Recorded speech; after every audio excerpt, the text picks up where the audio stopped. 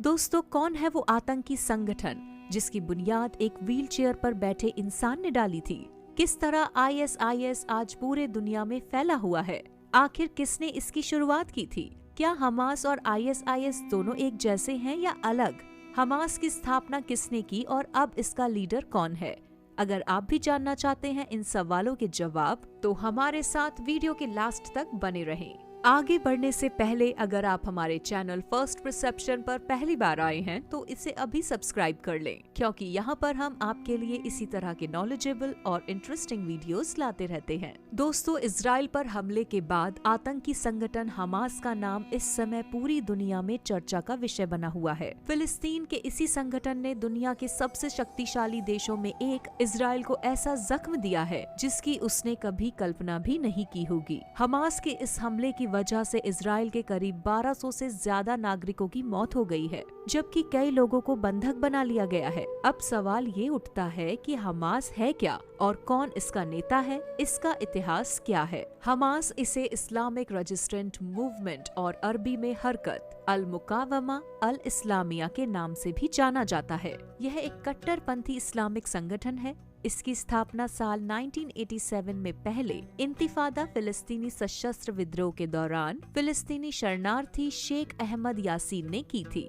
Hamas की जड़ें कट्टर संगठन ब्रदरहुड से जुड़ी हुई मानी जाती हैं। मुस्लिम ब्रदरहुड की स्थापना साल 1920 के दशक में मिस्र में हुई थी। शेख अहमद यासीन एक फिलिस्तीनी मौलवी है। यासीन शुरुआत में काहिरा में इस्लामिक स्कॉलर था। 1960 के दशक में वो गाजा और वेस्ट बैंक के धर्म का प्रचार प्रसार करने लगा, जिसके बाद 1970 में 6 दिन के युद्ध के बाद इजराइल ने गाजा और वेस्ट बैंक पर कब्जा कर लिया था। यासीन ने पहले इंतिफादा के दौरान 1987 में गाजा में मुस्लिम ब्रदरहुड की राजनीतिक शाखा के तौर पर हमास की स्थापना की। उस समय हमास का मकसद फिलिस्तीनी इस्लामिक जिहाद का मुकाबला करना था। यासीन 12 साल की उम्र में ही अपने पैर गंवा चुका था। वो व्हील चेयर पर ही बैठता था, जिसके बाद साल 1988 में हमास ने अपना नया चार्टर जारी किया, जिसमें इजराइल के पूरे विनाश और फिलिस्तीन में एक इस्लामी समाज की स्थापना की अपील की गई। हमास की सैन्य शाखाओं में अल कसम ब्रिगेड के शुरुआती सैन्य नेताओं में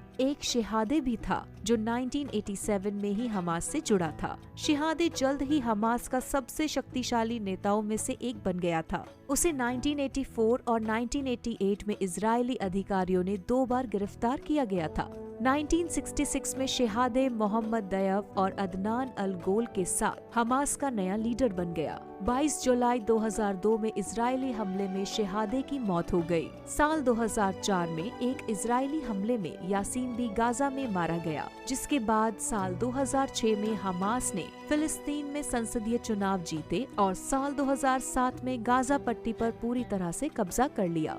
साल 2004 में इजरायलियों द्वारा यासीन की हत्या के बाद खालिद मशाल हमास का नेता बन गया। आज की तारीख में याहया सिंवार और दोहा में रह रहे इस्माइल हानिये खालिद मशाल के बाद हमास के मौजूदा नेता हैं। इन्होंने हमास की लीडरशिप को ईरान और लेबनान के हिजबुल्लाह समेत उसके क्षेत्रीय पार्टनर्स के साथ फिर से बनाया है। तब से हमास के कई बड़े नेता लेबनान में रहने लगे हैं। आपको बता दें, हमास की प्लानिंग पोलिट ब्यूरो बनाती है।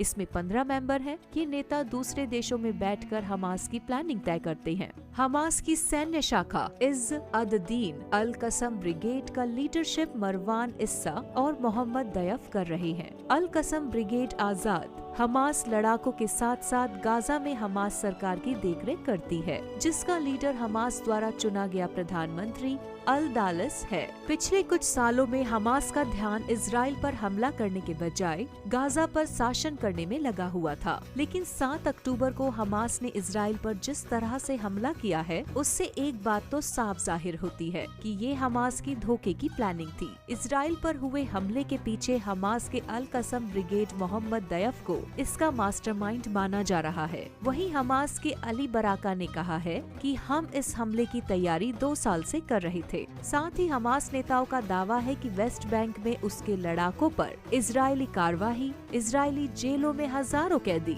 गाजा की चल रही नाकाबंदी और अल अक्सा मस्जिद में इजरायली द्वारा रूल तोड़ने पर उन्होंने ये हमला किया है। वहीं अगर हम दूसरे ईरान के आतंकी संगठन के बारे में बात करें, जिसका नाम ISIS Islamic state of Iraq है, जो पूरी दुनिया में आज अपना एक अलग नाम बनाया हुआ है। लेकिन ये ISIS है क्या, कहां से आया है और इसे कौन लाया? ISIS यानी Islamic state of Iraq and Syria, Islamic state of Iraq and the Leivand भी कहते हैं, एक जिहादी संगठन है जो इराक और सीरिया में काम करता है। इसकी स्थापना अप्रैल 2013 में की गई थी और इसकी स्थापना करने वाले मुखिया अल बगदादी हैं और आज यह काफी तेजी से बढ़ा है। यह इराक में आतंकी संगठन अल कायदा का सहयोगी है। यह सीरिया में सरकारी सुरक्षा बलों से लड़ रहे संगठनों में मेन संगठन है। ISIS में बड़ी तादाद में विदेशी लड़ाके भी शामिल हैं। इसका मकसद इराक और सीरिया के सुन्नी इलाकों को इस्लामिक स्टेट बनाना है। लिवेंट दक्षिणी तुर्की से लेकर मिस्र तक के क्षेत्र का ट्रेडिशनल नाम है।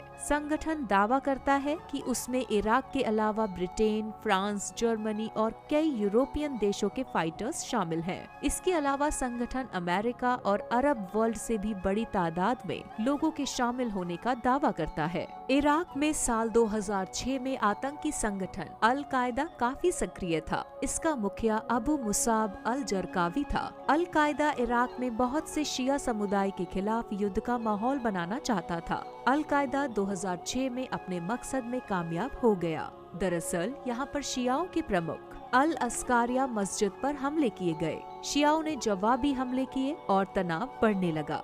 साल 2006 में ही अमेरिकी फौजों के हमले में अल जरकारी की मौत के बाद ISIS लगभग समाप्त हो गया था। लेकिन इराक से अमेरिकी सेना की वापसी के बाद यह फिर बढ़ने लगा। अल कायदा ने 2006 में खुद को the Islamic state in Iraq कहना शुरू कर दिया, लेकिन अप्रैल 2013 में इसके साथ एंड सीरिया भी जुड़ गया। नए संगठन ने इराक में सुन्नियों की इस भावना का फायदा उठाया कि उनके प्रधानमंत्री नूरी अल मलिकी शिया समुदाय के हैं और सरकार उनके बारे में नहीं सोचती है। इस तरह यह संगठन इराक में मजबूत होता गया। ISIS अब तक सीरिया और इराक के एक बड़े हिस्से पर अपना कब्जा जमा चुका है। इनमें इन देशों की कई बड़े बड़े शहर शामिल हैं। इराक में तो ISIS अब लगातार बगदाद की तरफ बढ़ता जा रहा है। 2014 से ISIS ने इराक और सीरिया में जो कहर बरपाना शुरू किया वो आज तक जारी है। ISIS के आतंकवादी इराक और सीरिया के कई शहरों पर कब्जा कर चुके हैं और इन इलाकों में अपनी सरकार भी चला रहे हैं।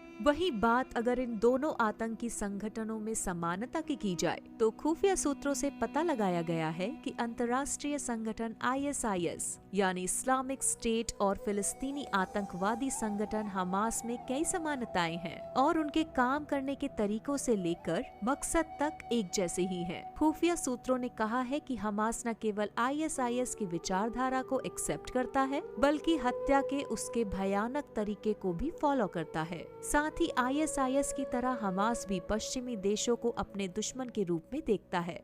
इसके अलावा हमास और ISIS दोनों ही बच्चों और महिलाओं को बेकदरी से मारने के लिए जाने जाते हैं। साल 2014 में ISIS ने उत्तरी इराक के सिंजर इलाके में भी यजीदियों का सफाया कर दिया था। ISIS और हमास एक ही कट्टरपंथी इस्लामी विचारधारा को फॉलो करते हैं। ये दोनों ही अपने मकसद को हासिल करने के लिए किसी भी हद को पार कर सकते हैं। इसके अलावा हमास दुनिया भर में इस्लामी शासन कायम करना चाहता है और वही मकसद ISIS का भी है। साथ ही उन्होंने कहा कि जिस तरह से हमास ड्रोन हथियारों का इस्तेमाल करता है वो इराक और सीरिया में ISIS से बिल्कुल समान है, क्योंकि ISIS के आतंकी भी इसी तरह के ड्रोन का यूज करते हैं। जैसे ISIS गैर मुसलमानों को मारने की कसम खाता है, वैसे ही हमास के लीडरों में एक खालिद मशाल ने भी दुनिया भर के यहूदियों को मारने की कसम खाई थी। यहूदियों और ईसाइयों के खिलाफ ये जिहाद हमास और ISIS के बीच एक रिश्ते को दिखाता है।